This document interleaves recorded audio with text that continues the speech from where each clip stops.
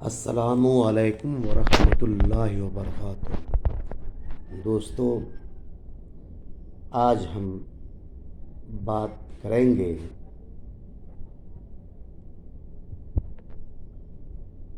ایک رسالہ المحند علی المفند کے متعلق۔ یہ رسالہ دیوبندیوں کے عقائد پہ مبنی ہے۔ یہ رسالہ تب لکھی گئی جب اعلیٰ حضرت رضی اللہ عنہ نے اکابر دیوبند پہ علماء حرمین شریفین سے فتویٰ کفر لیا۔ یہ رسالہ پوری مکاری پہ مبنی ہے۔ یہ رسالہ میں لکھا گیا ہے کہ میں نے اللہ تبارک تعالیٰ کے لیے امکان کذب کا جو عقیدہ رکھتا ہوں، وہ عقیدہ اس لیے رکھتا ہوں کہ اہل سنت والجماعت کا کہنا ہے کہ اللہ تبارک تعالیٰ کے لیے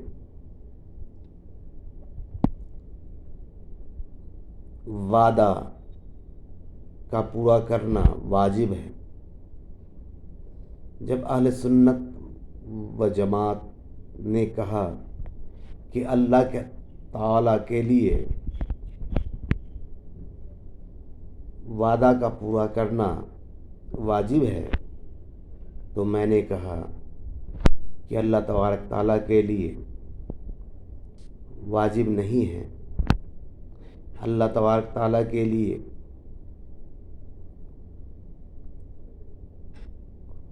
وعدہ کے خلاف کرنا بھی اس کے قدرت میں داخل ہے، اور اس لیے جب اقوال میں خلاف داخل ہو جاتا ہے تو وہاں کذب بھی داخل ہو جاتا ہے، اور اللہ کے لیے امکان کذب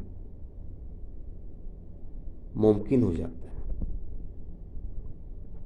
میں پوچھتا ہوں دیوبندیوں سے کہ آپ وہ تحریر بتا دیں جس میں علماء اہل سنت و جماعت نے یہ لکھا ہو کہ اللہ تعالیٰ کے لیے وعدہ کا پورا کرنا واجب ہے۔ اللہ تبارک تعالیٰ کے لیے کوئی بھی چیز واجب نہیں، وہ واجب کرتا ہے، اس پہ کوئی واجب کرنے والا نہیں۔ اللہ تبارک تعالیٰ خود فرماتا ہے کہ ہم وعدہ کے خلاف نہیں کرتے، تو وعدہ خلافی کرنا اللہ کی صفت میں داخل نہیں، اور جو کوئی اللہ کے صفت میں وعدہ خلافی داخل کرے وہ کافر ہے۔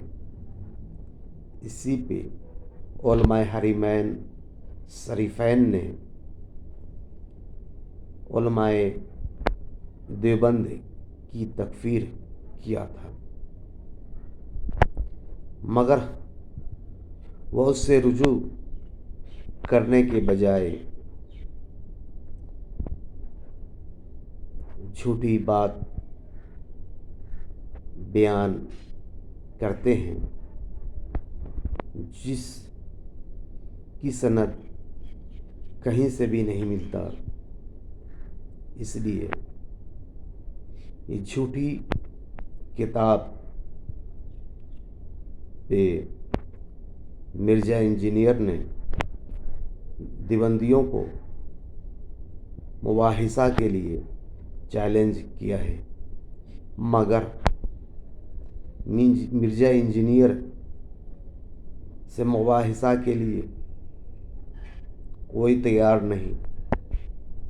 یہ جو طارق مسعود ہے، یہ جھوٹ کا پروپیگنڈا کرتا ہے کہ میں اس سے مباحثہ کے لیے تیار ہوں، مگر جاتا نہیں۔ میں مرزا انجینئر کی تائید نہیں کرتا۔ مرزا انجینئر خود ایک باطل شخصیت ہے، مگر اس نے جس کتاب پہ ایک باطل نے ایک باطل کو چیلنج کیا ہے، کو باطل کو چاہیے کہ وہ جائے اور اس پہ مباحثہ کرے۔ اہل سنت و جماعت ہمیشہ سے باطل کے خلاف رہا ہے۔ اس کتاب میں یہ بھی بات لکھی ہوئی ہے، علماء دیوبند قبر سے فیوز حاصل کرنے کے قائل ہیں، مگر ظاہری میں جو لوگ اولیاء کرام کی مزارات سے فیوز حاصل کرنے کے لیے جاتے ہیں، ان پہ علماء دیوبند شرک کا فتویٰ جاری کرتے ہیں۔ یہ ان کی کیسی مکاری ہے کہ ایک طرف خود فیوز قبور کے قائل ہیں اور دوسری طرف فیوز قبور سے فیض حاصل کرنے والوں کو وہ مشرک قرار دیتے ہیں۔ اللہ تبارک تعالیٰ ایسے فتنہ سے بچائے۔